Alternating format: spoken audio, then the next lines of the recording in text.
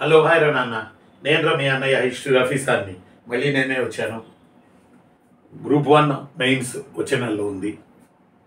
ప్రకటించిన షెడ్యూల్ ప్రకారం, గత ప్రభుత్వం ప్రకటించిన షెడ్యూల్ ప్రకారం మరి గ్రూప్ 1కి ప్రిలిమ్స్ దాటుకుని మెయిన్స్కి అర్హత సాధించిన అభ్యర్థులు చాలా సీరియస్గా ప్రిపరేషన్ చేస్తున్నారు వచ్చే నెలలో జరిగే గ్రూప్ 1 మెయిన్స్ కొరకు. అయితే గ్రూప్ 2 వాయిదా పడింది కాబట్టి గ్రూప్ 1 వాయిదా పడుతుందా, జరుగుతుందా, మాకు క్లారిటీ లభించట్లేదు సార్ అని చెప్పి ఉద్యోగార్థులు డైలమాలో ఉన్నారు. కాబట్టి ఉద్యోగార్థుల తరపున ఒక క్లారిటీ, వాయిదా వేయకపోయినా పర్వాలేదు, వేసినా పర్వాలేదు, కానీ ఒక క్లారిటీ ప్రభుత్వం నుంచి వస్తే ఆ క్లారిటీని బట్టి అభ్యర్థులు చదువుకుంటారు. గట్టిగా నెల రోజులు లేదు, ఇంకా 29 రోజులు 28 రోజులు ఉంది ఇంకా ఎగ్జామ్, మెయిన్స్ ఎగ్జామ్. మరి అందువల్ల ప్రభుత్వాన్ని, ఏపీపీఎస్సీని విన్నవించేది ఒక్కటే, దయచేసి క్లారిటీ ఇవ్వండి.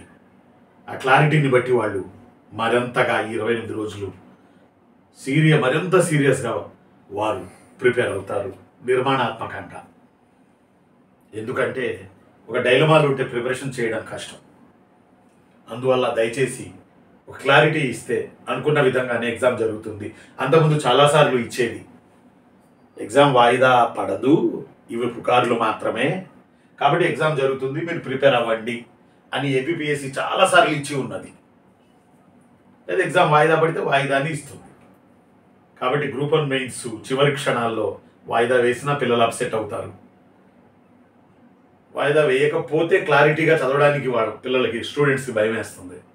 అందువల్ల క్లారిటీ, వాయిదానా లేదా జరుగుతుందా లేదా వాయిదానా, ఒక క్లారిటీ ఇస్తే స్టూడెంట్లు మరింతగా సబ్జెక్ట్ని చదువుకోవడానికి అవకాశం ఉంటుంది.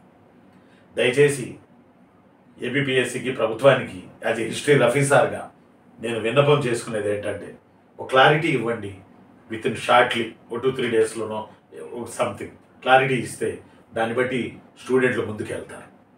కాబట్టి ఈ విషయాన్ని ప్రభుత్వం దృష్టిలో పెట్టుకుంటుందని ఆశిస్తూ నేను మీ అన్నయ్య హిస్టరీ రఫీ సార్ని. Thank you very much.